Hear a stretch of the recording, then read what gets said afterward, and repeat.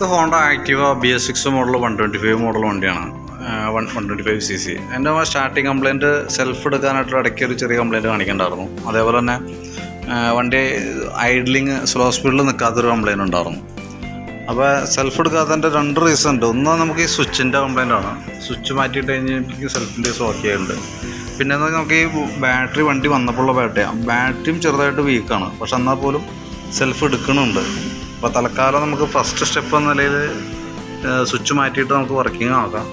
പരമാവധി ബാറ്ററി ഓടിക്കുക. അതിന് ശേഷം കംപ്ലയിൻറ്റ് ഇതായിട്ട് കറക്റ്റായിട്ട് വന്നു കഴിഞ്ഞാൽ നമുക്ക് ബാറ്ററി റീപ്ലേസ് ചെയ്ത് വയ്ക്കേണ്ടി വരും. കാരണം ഞാൻ വണ്ടി വന്നപ്പോഴാണ് ഏകദേശം ഒരു 4 വർഷത്തേക്കുള്ള പഴക്കമുണ്ട്. ഏകദേശം ഒരു 4 വർഷം പഴക്കമുണ്ടാവും. പിന്നെ നമുക്ക് അതിൻ്റെ സ്ലോ സ്പീഡ് നിൽക്കാൻ ഞാൻ ഐഡ്ലിങ്ങിൻ്റെയാണ്, അത് അഴിച്ച് സെറ്റ് ചെയ്തിട്ടുണ്ട്.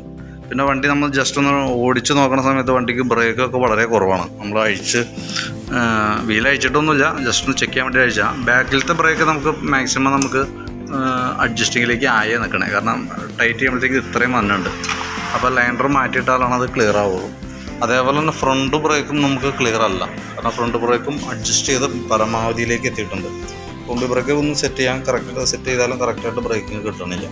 അപ്പോൾ ഫ്രണ്ടും ബാക്കും ബ്രേക്ക് ലൈൻഡർ മാറ്റാണെങ്കിലാണ് ബ്രേക്കിൻ്റെ കേസ് റെഡി ആവുള്ളൂ. ബ്രേക്കിൻ്റെ കേസ് ഒന്നും നിലവിൽ കംപ്ലയിൻ്റ് ആയിട്ടൊന്നും പറഞ്ഞിട്ടില്ല. നമ്മൾ ഓടിച്ചപ്പോൾ കംപ്ലയിൻറ്റ് കിട്ടി, അത് ഇൻഫോം ചെയ്തെന്നുള്ളൂ.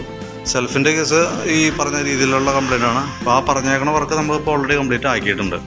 അപ്പോൾ ബ്രേക്കിൻ്റെ കേസ് കൂടി ചെയ്യുന്നുണ്ടെങ്കിൽ അത് നോക്കിയിട്ട് പറയുകയാണെങ്കിൽ അതനുസരിച്ച് നമുക്ക് ആ വർക്കും കൂടി എന്തെങ്കിലും കംപ്ലീറ്റ് ചെയ്ത് പോകണമായിരിക്കും നല്ലത്. അപ്പോൾ ഞാൻ എൻ്റെ ഒരു ഏകദേശം ഒരു എസ്റ്റിമേറ്റ് ആക്കിയിട്ട് എൻ്റെ ഡീറ്റെയിൽസ് ഒന്ന് വാട്സാപ്പിലേക്ക് ഒന്ന് സെൻഡ് ചെയ്തിടാം. നോക്കിയിട്ട് പറയും. അഫോർഡബിൾ ആണെന്നുണ്ടെങ്കിൽ അത് മാറ്റിയിടണമാണ് സേഫ്. കാരണം മഴയൊക്കെയാണ് വന്നത്. ഓക്കെ.